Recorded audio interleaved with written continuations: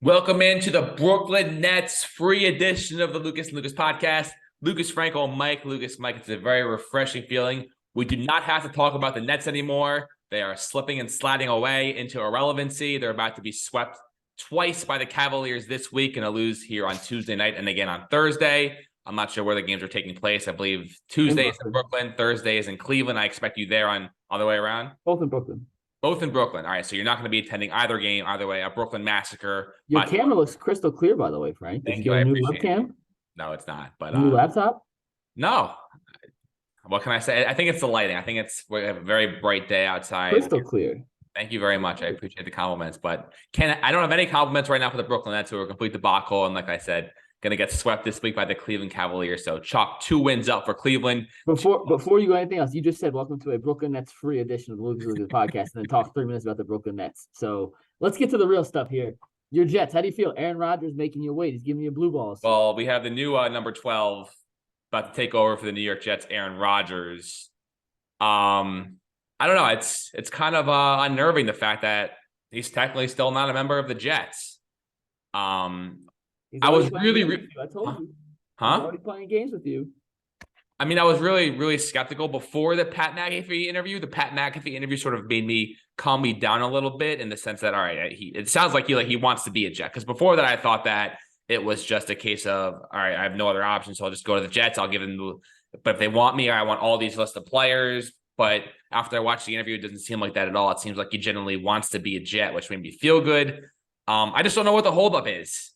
I don't know if the Packers are holding out for 2 first-round picks or whatever the holdup is, but whatever the holdup is, it's not great, because Aaron Rodgers, as we know, is a very hard person to get a read on and sort of switch on a dime at any moment. And if you told me in a week that he decided to retire, wouldn't be shocked at all.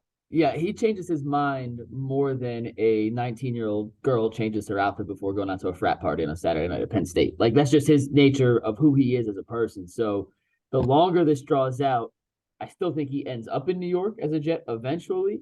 But the longer this goes, Frank, I agree with you, man. There's so many different things he could come to the conclusion of.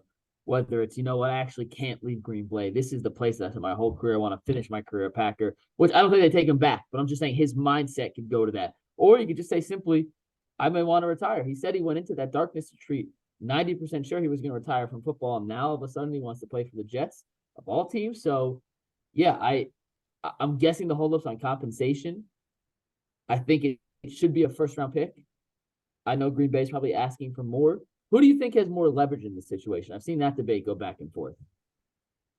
I mean, I think that the Jets have the leverage, because it seems like the Packers have moved on, and it's either retire or play for the Jets for Rodgers. So I think the Packers I feel like just have to get rid. Either they get rid of him or he just retires. So I guess it's just a waiting game at this point to see if they can sort of just. I mean, I have no idea what the negotiations are going on, but my read on it is that the Packers are holding out to see if they could suck more out of the Jets than the Jets are willing to give right now. That's the only thing I can see possibly holding this up. But it's crystal clear the Packers are essentially decided, barring something unforeseen, that they're basically going to roll in with Jordan Love, and there's really nothing that can be done or said that will change their minds about that. But at the same time, Rodgers, who had said during the interview that he is the greatest Packer of all time, you would think that the Packers would like to get more compensation. So we'll see what happens. But I just don't like the fact that this isn't done yet, and it just leads me to believe that something bad is about to happen. Either way, Mike, the reality of the situation is Rodgers to the Jets is not going to. It's not going to result in what the Jets fans hope for, because nothing that the teams I root for besides the Yankees things ever work out for. But Nets and the Jets, and maybe you can even throw in the Mets too. It's just like but not to the extent of the Mets, but Nets and Jets especially. Whenever there's anything good that that sounds exciting, it never works out ever. I mean, sure. What do we sure? The whole Kyrie Harden Durant thing was a complete atrocity.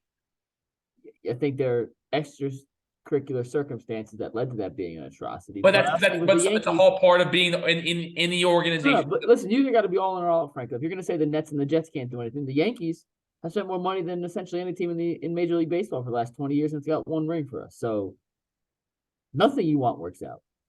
I'm just saying, I'm not disagreeing with what you're saying. I'm saying if you're going all in, go all in. You can't give me 2 feet in, 2 feet out here or 2 feet in, 1 foot out. Nothing you want happens. Do you want a salad for lunch? No, you're gonna eat double cheeseburger. What do you want? No, For Christmas? I've actually been eating salad. So You look good. Yeah, you're looking skinny. no, my work, it's been the selection Sunday in the NCAA tournament's taken a lot out of me stamina wise. So I've been trying to make up for it by eating healthier, but I've been lifting weights more. So I have been doing that more. You look good. You're complimenting my picture today. I'll tell you though, your lighting, I'm telling you, your lighting looks, we have remote guests on the show every day. If this came on my show, I would text them after, whoever it is, and say, hey, your camera shot looked phenomenal. Good job. So kudos to you. Good job out of you, Frank. Thank you. I appreciate it. Your hair looks terrible though. Thank you. All right. So isn't it kind of weird that I actually just got, well, anyway. I'm just messing with you.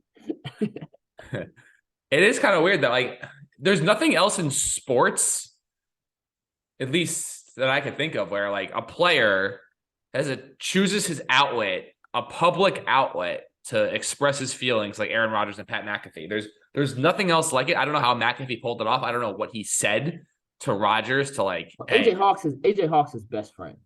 Oh, so you think it's more about AJ Hawk than it is about McAfee? I think it helps that Rodgers and Hawk are legitimately best friends. Like that, they've said that before. That is his number one guy. And I think McAfee has a platform that's big enough and is loose enough that Rodgers can feel like he's in total control with whatever he says with it. Does that make sense? Like it has a big enough. He could come on if he came on our podcast, we'd let him say whatever he wants. He could change our question, switch it up. We just would have Aaron Rodgers, so we'd be happy. But we're not big enough.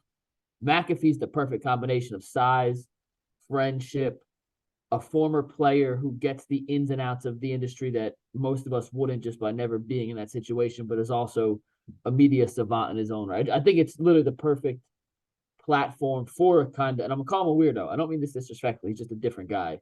For a kind of different guy like Rodgers to go out there and feel like he can tell his story without getting pushback from traditional mainstream media.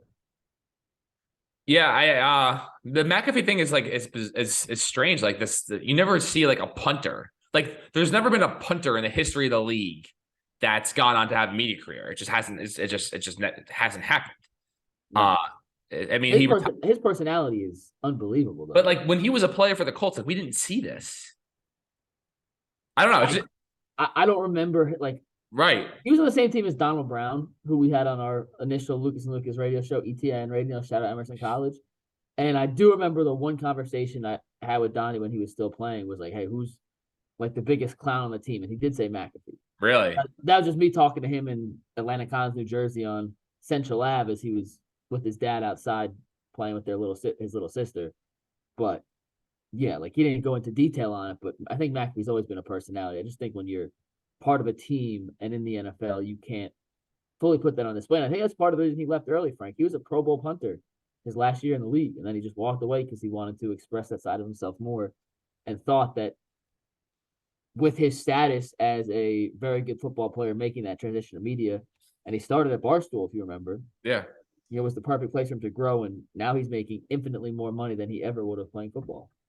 And I mean, the sky's the limit for McAfee. He's gonna like get like a national. I mean, he's already got like his YouTube show, but it sounds like he's gonna get even a bigger platform for that. He's on College Game Day. He'll probably be calling freaking the Super Bowl in a couple of years. So WrestleMania. I mean, yeah, he is. If you're buying stock in any media personality right now, I say Pat McAfee's probably number one on top of the list. We're number two. The Giants. Yes. Darren Waller, obviously on the surface sounds very exciting. What do you make of the? It's kind of weird though that they brought in Garoppolo and then shipping out one of their top playmakers in Darren Waller. What do you make of the whole situation involving Josh McDaniels, Kelsey Plum, and do you think that this was a case of McDaniels trying to stick it to Waller by saying get out of our city, get away, and I'm going to send you as far away from your wife as possible? No. I do think that Waller was probably pissed at McDaniels for leaking that. I don't think that's the. But I guess when they say leaking it, like what is it? A day earlier than Waller would have like posted the picture to Instagram. I don't know all the details. Listen, I think at the end of the day, Josh McDaniels is a very bad NFL head coach. He was bad in Denver in his first stint. He went back to Belichick. If he went to Indianapolis before he pulled his name out, I think he would have been bad there. He goes to Vegas. I just don't think he's a very good head coach, and I think he's mismanaged almost every roster he's been a part of in that head coach position in the NFL. And for whatever reason, maybe him and Waller didn't get along. He comes in, Devontae Adams gets 180 targets last year. Waller, I know, was banged up, didn't play the full season, but he saw his target share go way down. Waller wasn't super happy. They may have said some words after the wedding thing. I don't think he shipped him to New York to get him as far away as possible. I think the Giants are taking a risk by trading for a guy who has missed essentially 50% of games over the last 2 years and has not been as productive as he was in those back-to-back seasons in 2020 and 2021, I believe, or 19 and 20, where he was super, super productive, one of the best tight ends in the league. And from the Giants' perspective, I love the trade. I mean, I know giving up a third-round pick is a decent price to pay, but if Waller can refine his form and essentially just stay on the field, he immediately becomes the Giants' best offensive weapon for Daniel Jones at a position where they needed an upgrade. He's explosive, and that's the pick they got back for Kadarius Toney. So essentially, it really is they drafted him with a first-round pick because it was first round for Toney, trade Toney for a third. When you do all the math, is he worth a first-round pick? No, but I think it's a relatively cheap price to pay for a guy who, if he can stay on the field, and that's a big if, is one of the best players at that position in a position of need for this team. So I like the deal. So Scott's looking up for the Giants. They got a big-time playmaker finally getting Daniel Jones some help. Hopefully they get a little bit more help here come the NFL draft. Maybe draft a premier receiver. Yeah. Jackson Smith and Jigba would be great. We'll see what they do. But I love JSN at 25. I'll be doing cartwheels, I'm telling you right now. I don't know if Jigba is going to fall at 25, but maybe you can get Quentin Johnson from TCU. Pay Flowers. But they took a slot last year in Wan'Dale Robinson, so they need a bigger on the outside, to be honest with you. Yeah. Let's go to March Madness next. Yeah, please. How's your bracket? I mean, like, I don't care.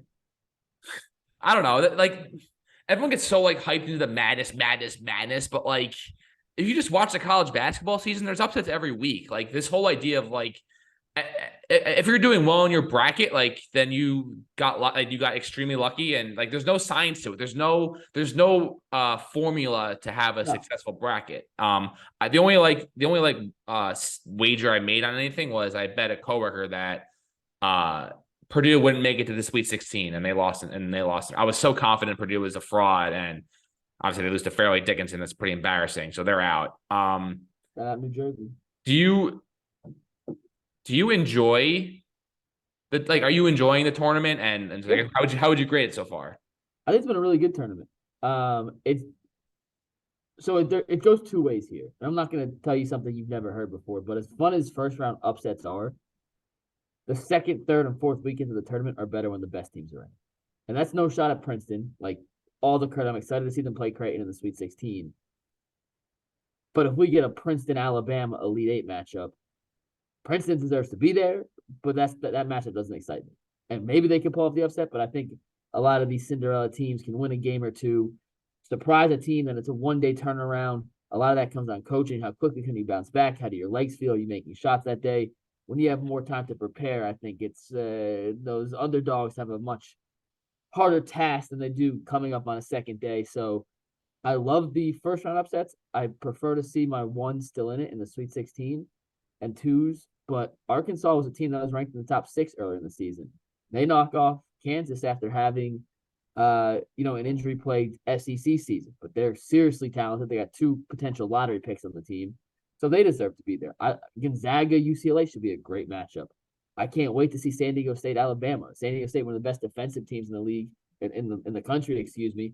Long, athletic. They can't shoot for shit, but they are super, super, defensive oriented, excuse me, and can cause Alabama some problems if they have an off shooting night.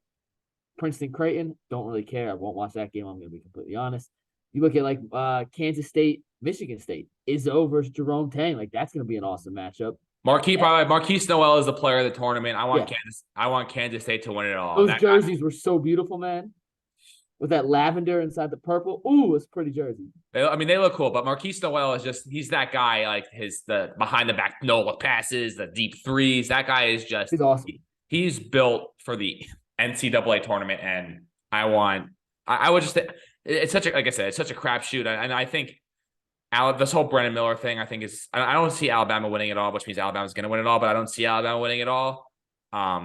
But I just think I would love to see Kansas State, even though I love Izzo and I love Michigan State, but I just think it's Kansas State's time with Marquise Noel. I would love to see Kansas State go out and just win the whole thing. Houston, he's got injury problem. I mean, if you ask me to predict the Final Four, everything I say is going to be wrong. So I'm not gonna do it right now. Who do you got? We'll both do it right now. All right, in the South, I don't know how you can pick against Alabama, so I guess I would go Alabama there. Me too. In the East, I want Kansas State. I had that in my brackets. The one thing I actually can say you had Kansas State in the Final Four in your initial bracket? Yeah. Really? I only make one bracket. I still have 3 of my 4 Final Four teams, but I picked everything else wrong. In the West, oof. In the West, wow, that's really hard. I'll say Gonzaga. I think I'll just say Gonzaga, even though they'll lose to UCLA. And then in the Midwest, man, I don't like any of these teams at all. But I'll say Houston just because they're just destined to go to the Final Four. Houston. I had Houston Bama as my championship in the most chalky 1 versus 2. Like, that's not sexy. I also had Kansas. They obviously lost, but I did have Kansas State. And then without Kansas, I'm gonna go with Arkansas. They're just super talented. I like Musselman a lot. Yeah, he's hilarious. I mean, his antics. I think him and Izzo, I think, are probably the 2 most likable coaches. Izzo's my favorite coach left. He might be my favorite coach of all time, and Marquise Noel is my favorite player in the tournament. So I'm that matchup, Kansas State Michigan State, is going to be electric. Yeah. But Kansas State's going to smoke them.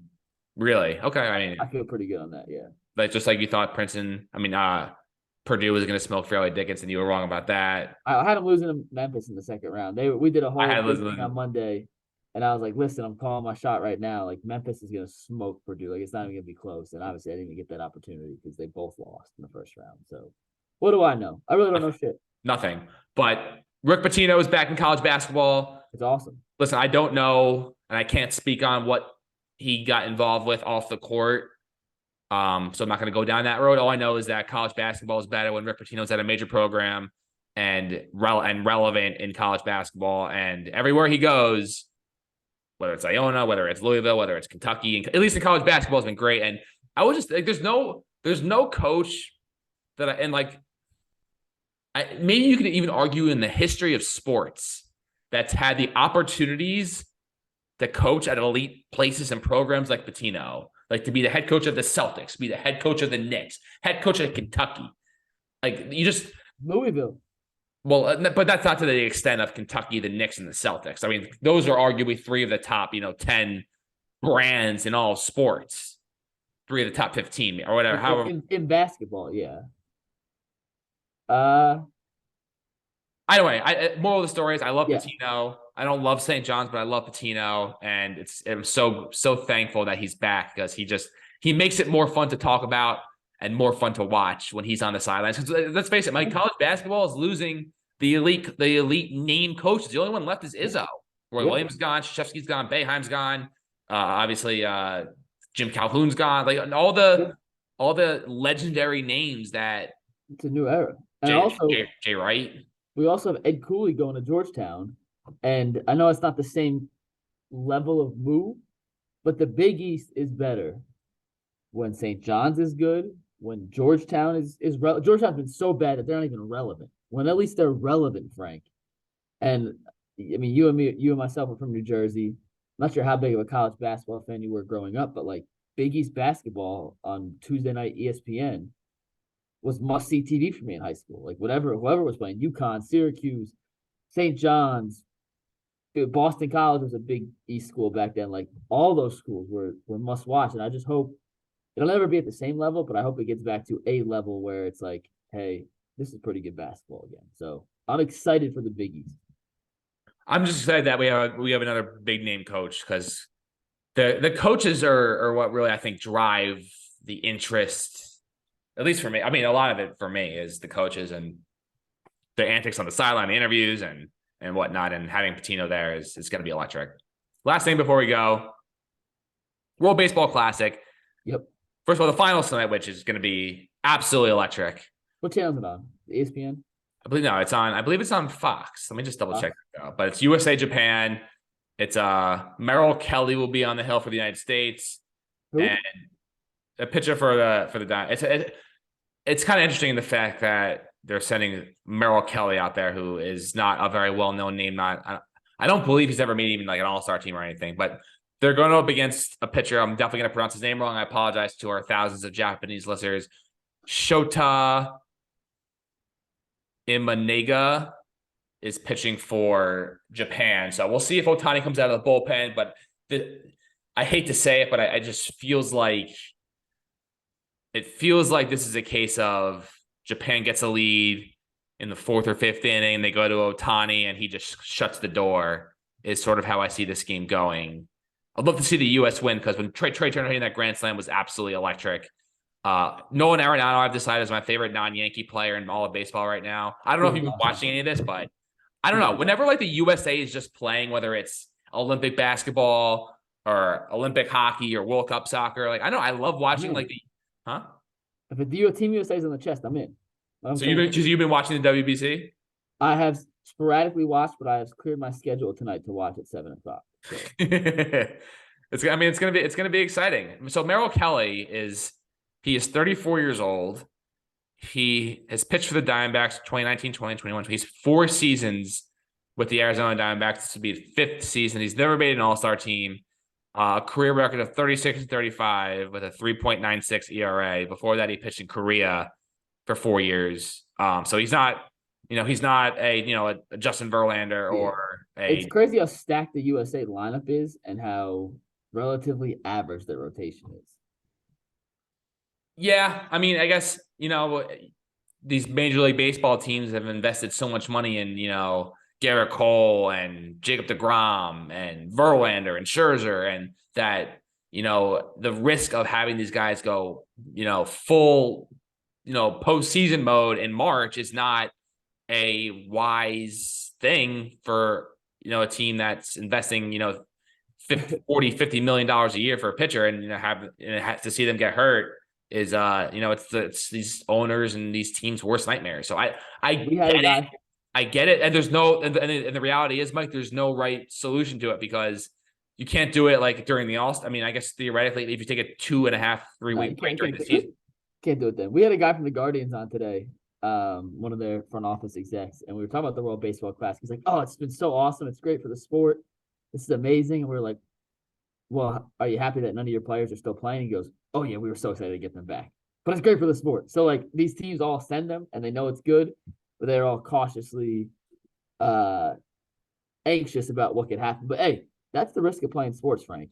You could get hurt in World Baseball Classic, in spring training, in Pro Bowl, in pro. If you are a moving human being doing anything, you could injure yourself. And we're gonna see if this has some long-term repercussions on some of the pitchers who are throwing meaningful innings before they may be fully ramped up, and if they can sustain that level of play for a full 162-game season plus the postseason. But other than that, this has been a major success. And tonight I saw is going to be the most watched baseball game in the history of baseball.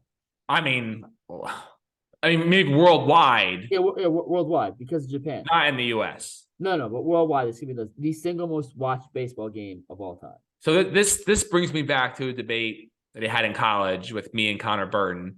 I had to argue that the Pro Bowl was worth it. He had to argue the Pro Bowl was not worth it. I lost just because people were biased against me. I made a better argument. But that's besides the point. So if you were arguing, is the World Baseball Classic worth it? Yes or no? I take it you want to take the yes side. So tell me why yes. I think it's worth it to help grow the sport. How does it grow the sport? It has made people more aware of guys they would never have heard of. Like who? Superstars. I mean, I can't name you anyone on Team Israel, but guess what? Team Israel. Hey, I know Team Israel. You don't know anybody. There's that's you don't know anyone on Team Israel. They got I wasn't prepared. This is something you just throw top of your head. It's easier to argue no because someone gets hurt and Edwin Diaz is out. All right, so argue no. Tell me why no. I mean, the cost of someone of injuring a star player here, like an Edwin Diaz for the Mets, has. First off, let me preface. I vote yes. I think it's a fun event. It's good overall. It helps grow the sport. But B, if Aaron Judge played and Aaron Judge tore his ACL in this, you would be on the stage saying this is the dumbest thing ever. I can't believe my guy went and played. And that's the risk they all take. Granted, injuries happen anywhere. So you could argue because it's really meaningless in the grand scheme of things to the overall picture of baseball. And no one's going to remember who won the 2022 World Baseball Classic. I don't even know. Do they play this every 4 years? Is it every 2 years? 3? I have no idea. Well, so it kind of got thrown off because of COVID, but they played it in 2006, 2009, 2013, 2017. So it's like every couple of years. No one really knows when it is. Like it's not that big of a deal, but it's fun. But I'll argue no for the sake of arguing no, because if one star player gets hurt, it changes the entire complexion of a Major League Baseball season. And Edwin Diaz is one of the best closers in baseball, and he will be out for the entire year for the Mets. So no. So they played in 06, 09, 13, 17, and 23. So the COVID, it got sort of pushed back because of COVID, but 7, 8, 9. So it was 3 years later, then it was 4 years. So now they've gone every 4 years. There's no consistency, is what you're telling me. And the next one's in 2026, which I'm very excited about. 2026 World Baseball Classic. I'm already like counting down the days to the 2026 World Baseball Classic. Who on the Yankees going to make the USA team in 2026? Aaron Judge has already been basically on the record that's saying he wants to be on the team. He's not on it this year, though. No, he is not. Why not? I think when I mean, it's hard to say because the players don't care about it, Frank. That's why it's irrelevant. Aaron Judge was scared to hurt himself, and he was taking. The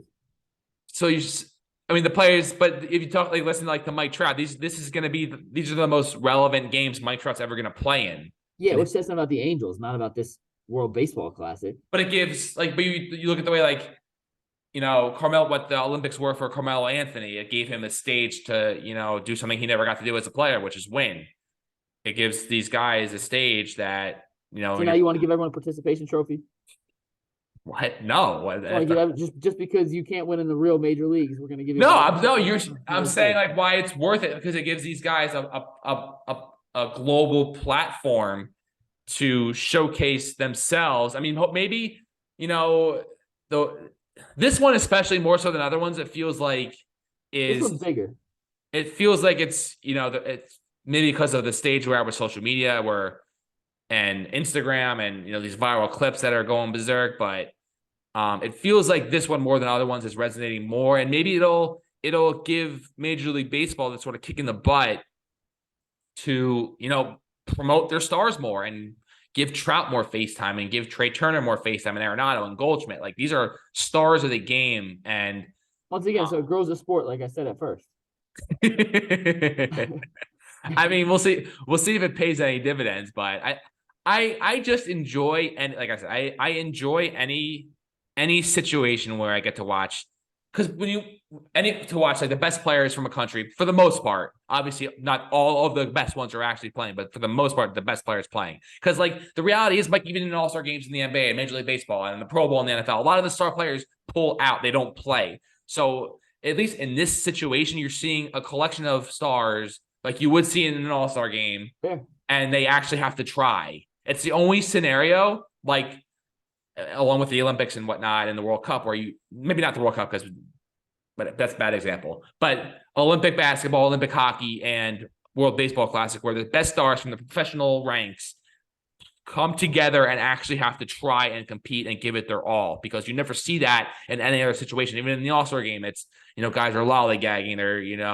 They're just scoring and playing zero defense in basketball. And in the Pro Bowl, that's the worst of all of them. But this is a situation where the star players are playing and they have to give it their all. And I love seeing the collection of talent coming together and actually competing and trying to win together. I think it's a really cool dynamic. It's fun. It's good for baseball. At the end of the day, it is good for the sport. Willis. I guess we should close with Willis Reed. Just announced that he has passed away at the age of 80. One of the greatest New York Knicks of all time. Won a championship, obviously, with the whole played on a broken leg briefly in Game 7 against the Lakers. Rest in peace, Willis Reed. And that will do it for this edition of the Lucas and Lucas podcast. Mike, who wins tonight? What's the final score? USA, Japan. USA wins 6-4. Wow. I think Ohtani comes out, hits a home run, and comes out of the bullpen, shuts the door for Team Japan. They defeat the United States tonight, 7-2. Nice. Japan wins the World Baseball Classic. We'll see you all next week. Maybe Aaron Rodgers will have his introductory press conference by then. We'll react to it for sure. Until then, see you later.